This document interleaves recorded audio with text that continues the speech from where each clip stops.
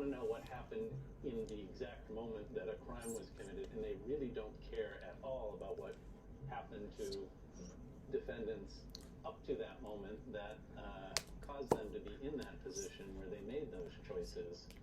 And I realize that the work of a criminal defense attorney often is about the ways in which systems fail people and create environments where these choices end up happening. So I think because that's a truth that is unpopular and people don't like to hear about it, I was just drawn to it as a way to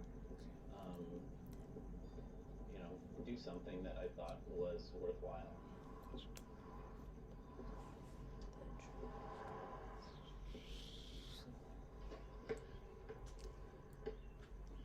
How's your dad doing? Still working at SWAT? Yeah. Tell him Brian said hi, right?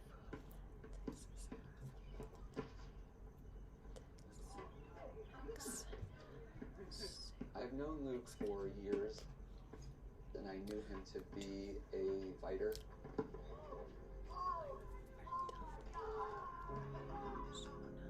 And Luke and I felt the same way.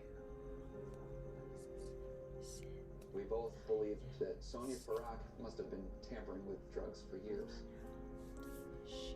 I think it was our common sense that told us that.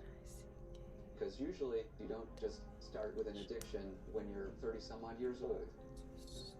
And Luke, he had the same goals that I did.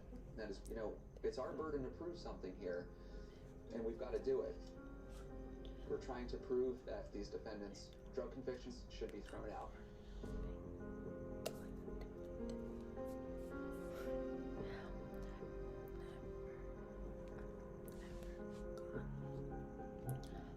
Raphael, I think he started using drugs when he was 14.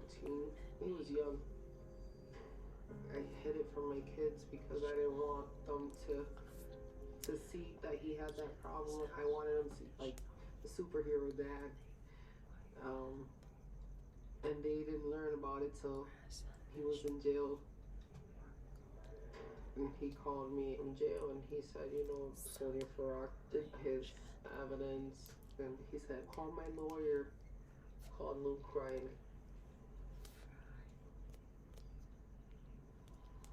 If the government wants to convict a defendant, then the government and all of its actors have to be above reproach. They have to exemplify the law-abiding behavior they demand from all of us, and they've got to prove it. They have to prove every element of every offense that they charge for which they want to find somebody criminally responsible.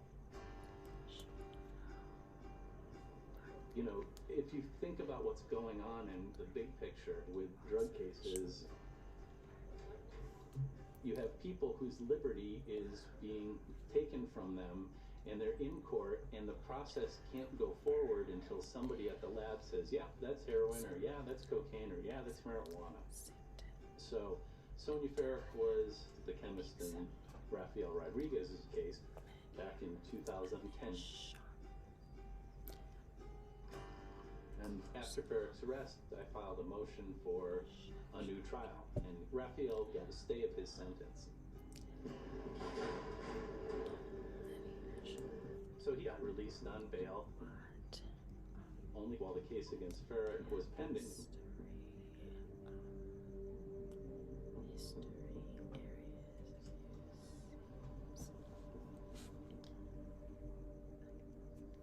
What time did you get in? 6:30. Okay.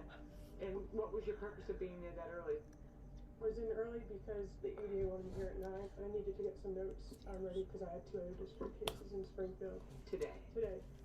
I was on call. The investigation kind of shed a light on a systemic problem at the Amherst lab. The chemists perpetually had a backlog and were perpetually